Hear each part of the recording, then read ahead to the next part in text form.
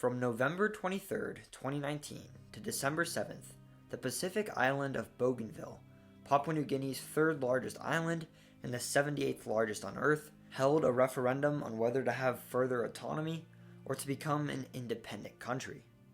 The results, released on December 11th, were resoundingly clear.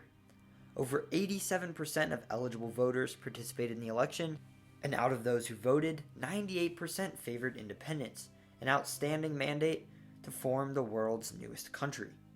The vote is the result of a long and tumultuous history. Welcome to That Is Interesting. I'm your host Carter. Today, how Bougainville may very well become the world's newest country. People had been living on Bougainville for 28,000 years before Germany established a colony there in 1899. Imperial powers colonized the nearby island of New Guinea as well, with the Netherlands controlling the western half of the island and the eastern half divided between Britain in the south and Germany in the north. So Bougainville was administered as a part of German New Guinea. Just 2 years later, the 6 nearby British colonies of South Australia, Western Australia, Victoria, Queensland, Tasmania, and New South Wales were granted independence and joined together to found the new country of Australia. While World War I was being fought, Australia invaded German New Guinea and took over Germany's Pacific Islands, including Bougainville.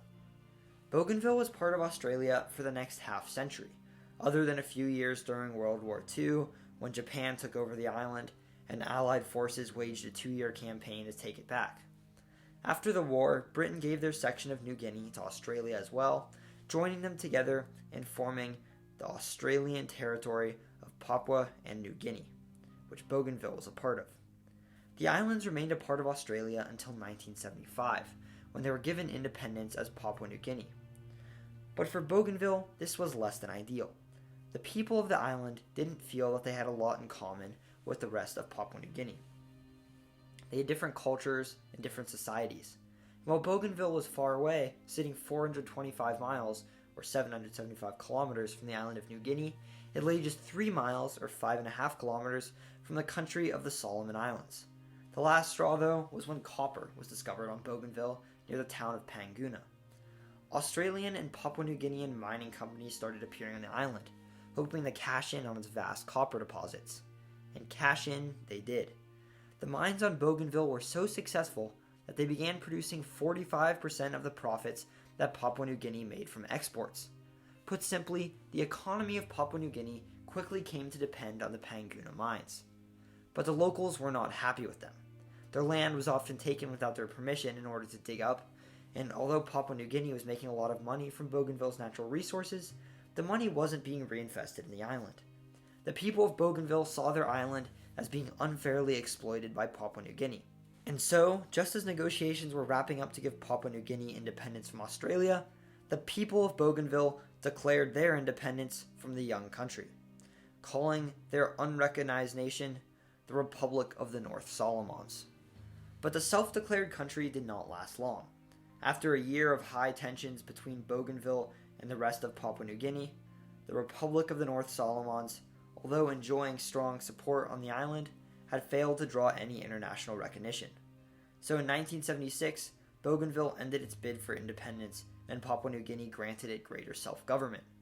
But unrest on the island only grew worse. In 1988, violence broke out over the mining in Panguna. Papua New Guinea called in police and then the military. A rebel group formed, and with long-standing tensions boiling over, the conflict started to spread across the island. The Bougainville Civil War had begun. The war was to last for 10 years. By the time it was over, thousands had died.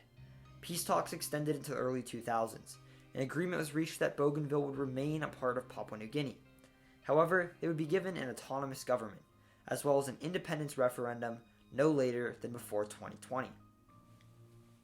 That brings us to where we are today, with the referendum held and the results showing a 98% vote in favor of independence.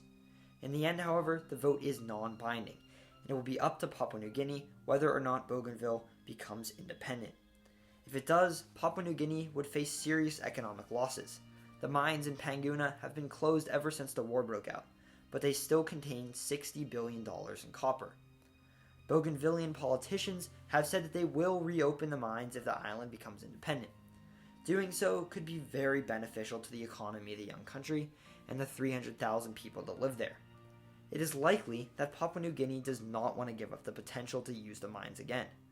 But due to the tumultuous history surrounding it, it is unrealistic that Panguna will ever open again under control of Papua New Guinea.